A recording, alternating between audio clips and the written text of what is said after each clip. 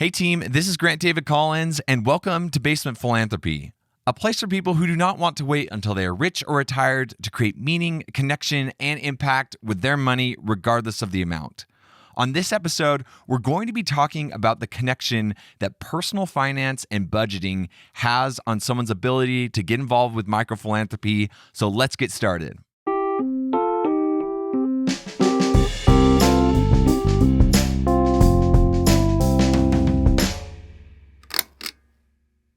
All right. Well, this is episode 17 of the Basement Philanthropy podcast. That is absolutely mind-blowing. I can't even believe that we have been running for as long as we have.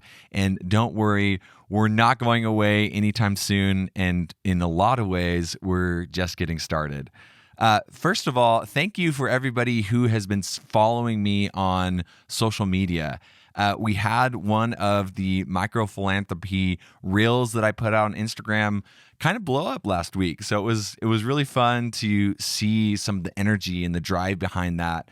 And just as a reminder, you getting involved with that content, sharing that content, commenting on that, it creates a wave and a momentum that can help us reach more and more people, which at the end of the day is why we're doing this whole thing in the first place. So thank you for the support there. Please keep it up. And today is going to be a phenomenal episode because we get to really talk about where the rubber meets the road when it comes to philanthropy. They say that you can tell where somebody's priorities are or a business's priorities are by looking at how they spend their money. And if you haven't taken a second recently to think about where you are putting your money, today's episode is going to be a perfect opportunity for you to do that. As you may have noticed in some of the interviews that I've been doing with people just like you who are getting involved with this space, one of the biggest things that shows up in a lot of those interactions is the scarcity mentality that can happen around money. And it's a pretty reasonable way of operating if you think about it. If you don't have a system or a process in place to clearly understand where you are putting your money, how you are spending it, what's happening, the likelihood of you not feeling scarcity around giving is pretty low. And you're not alone. Like, some of the statistics that are out there are a little bit crazy. And these are based off of 2021, the average American.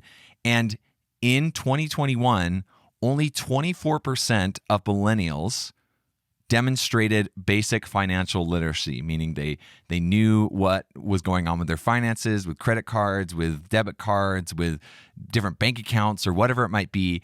Only 24% of the millennial generation showed basic financial literacy.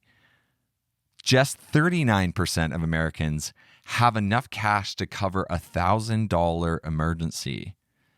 Only a quarter of Americans have some kind of written financial plan. So this is outside of the millennials. If you thought that you were going to get away with blaming everything on millennials, you're involved with this too. Only a quarter of Americans have some kind of written financial plan, and only 30% of Americans have a long-term financial plan.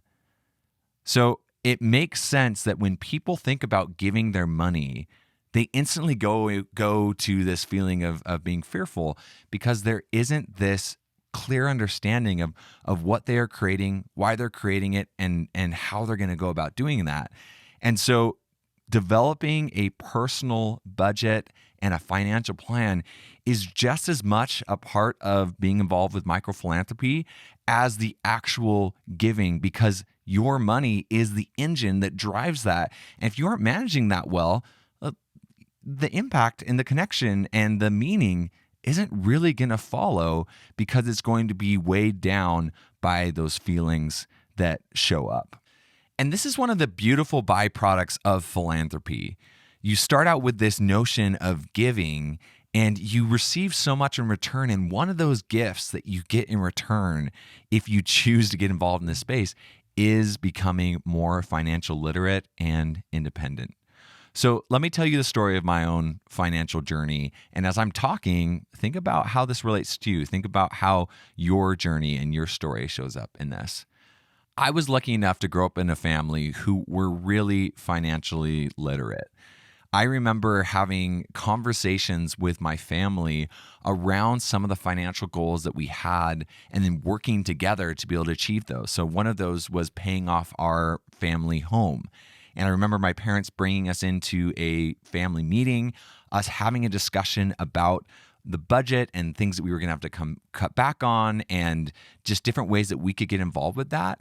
And then I also remember a couple years later when we paid off our home, like being involved with that moment and feeling like I had contributed in some way. And so it was really put on display for me how important and useful these principles were to create the life that you wanted, create the life that I wanted.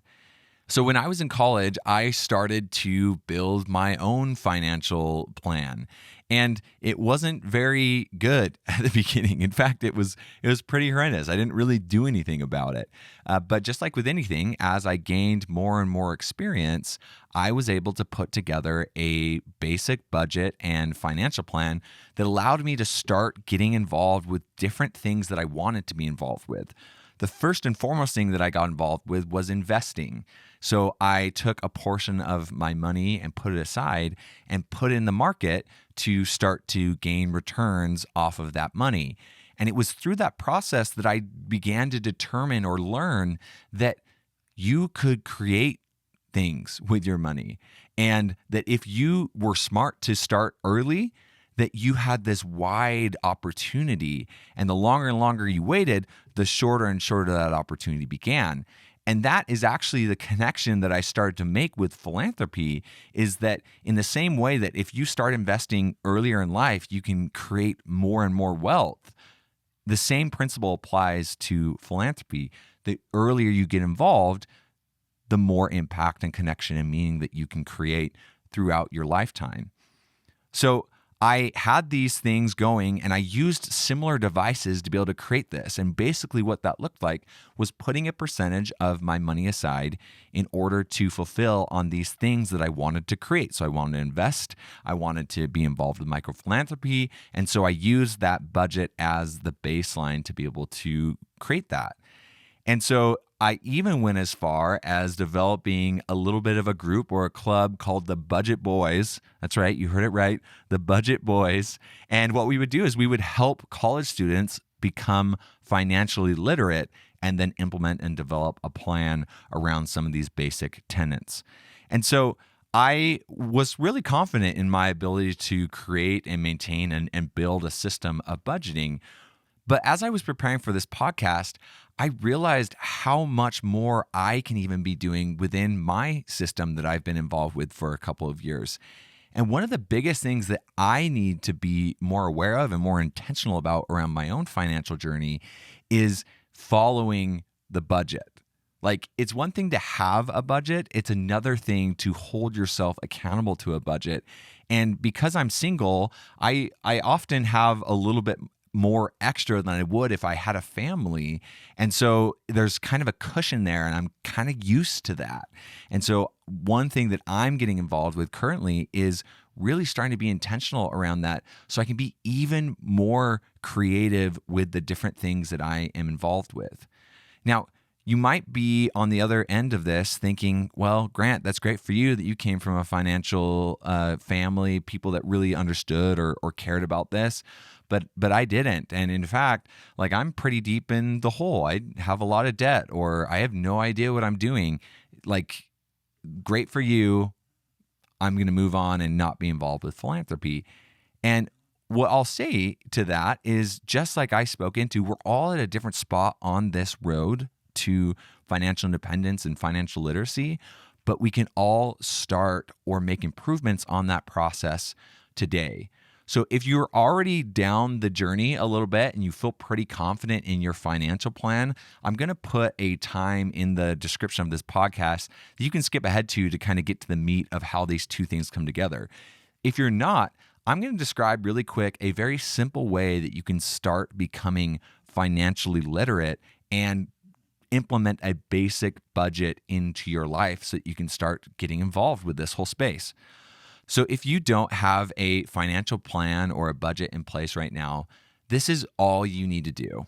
You need a piece of paper, a login to your main bank account for either your debit card or credit card, whatever you use for your daily spending.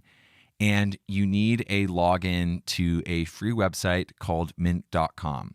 So if you don't have those things, push pause, go grab them, come back here. We're going to kind of start walking through things. All right, so you should have that in front of you, ready to go. And if you need any help with it, just reach out to me. I'd love to help you personally with this. So just give me a quick DM or email me at grant@basementphilanthropy.com.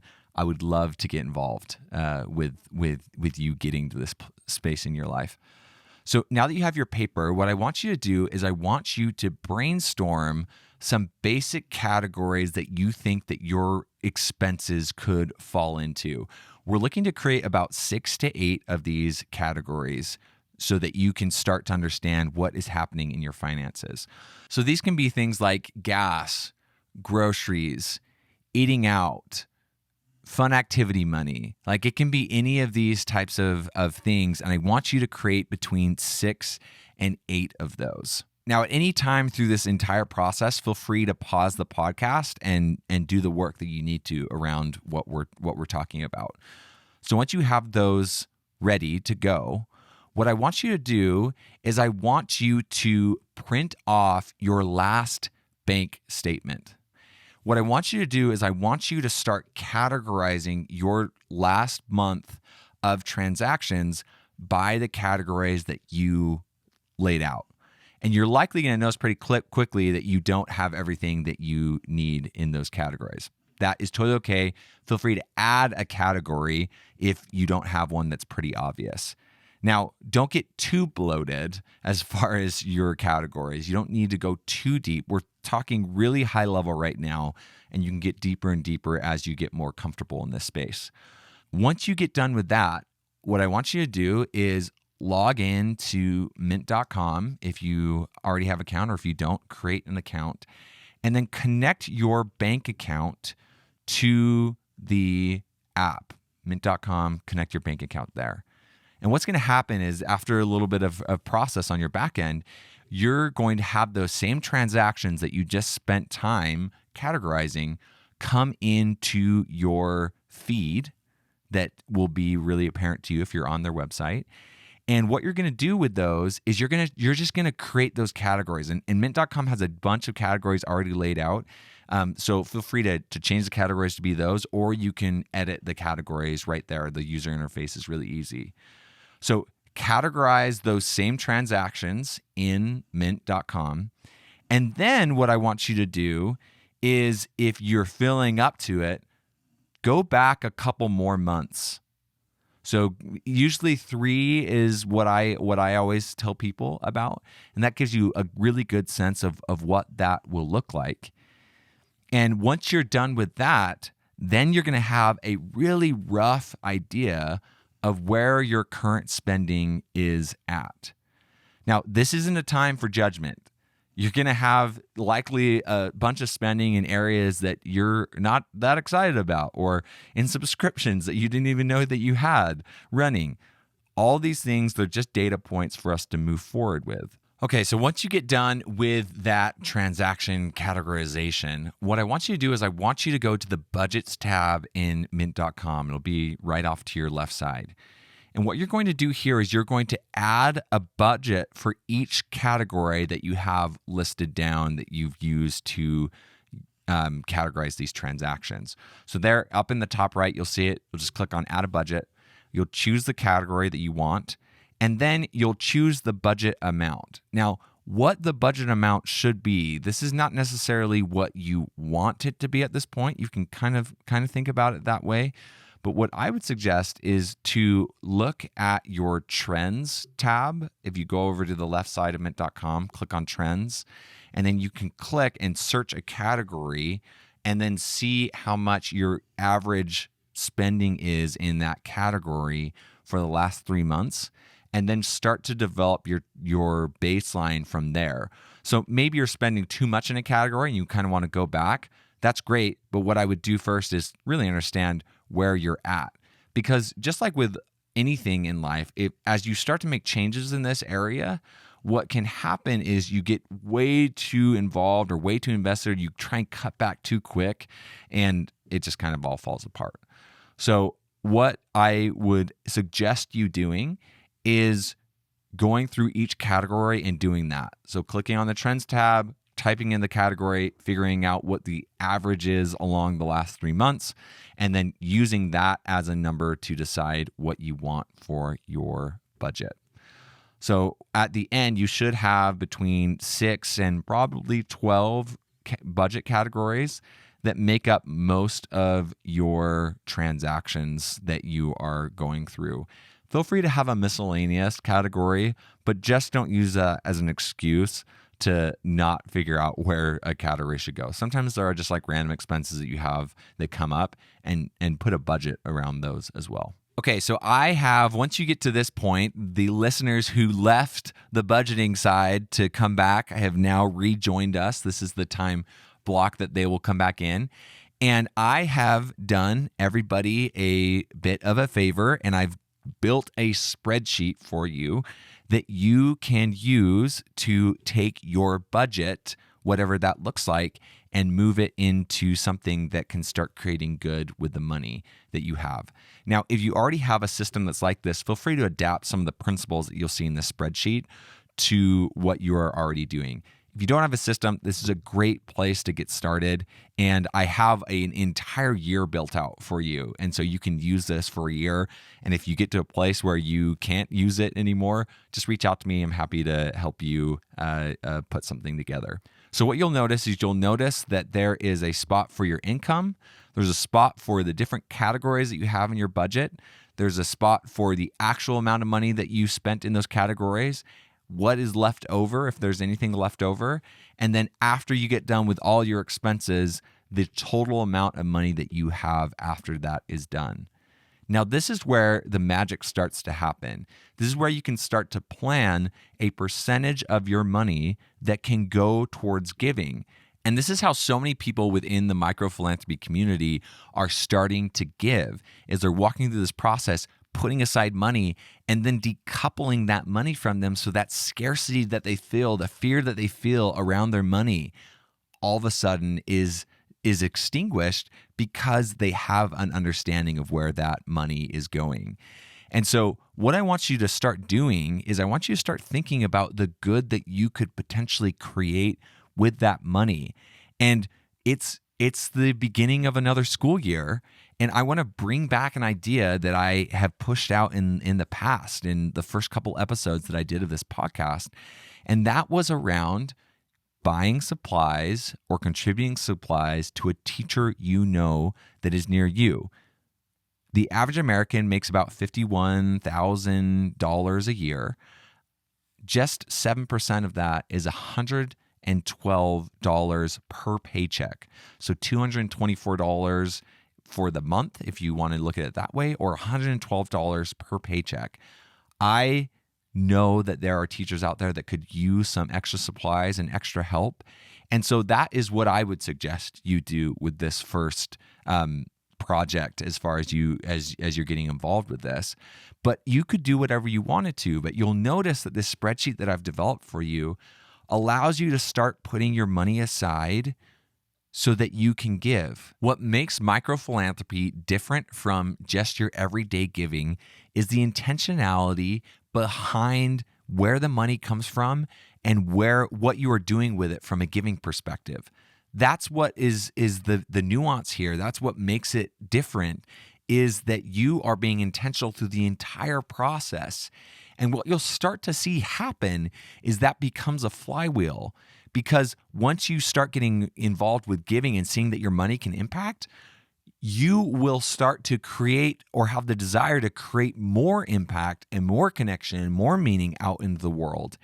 And that will start to fill maybe a void that you have in your life around that area. And so you'll put more money into it. And because of that, you'll be looking to have greater opportunities in your career. And you can just see how this starts to multiply and multiply. So you can give more, and then you give more, and you have more opportunities, and just back and forth until this flywheel is just spinning 1,000,000 miles an hour. So that is what can happen when you approach giving in this way. And I just have such an incredible experience around this. I started doing this when I was about 22. I'm almost 28 years old now. And what I can say is that before I got involved in this space, I wasn't super financially literate. Now I can absolutely hold my own. I'm not going to go to Wall Street yet, but right now I can absolutely hold my own when it comes to budgeting and personal finance.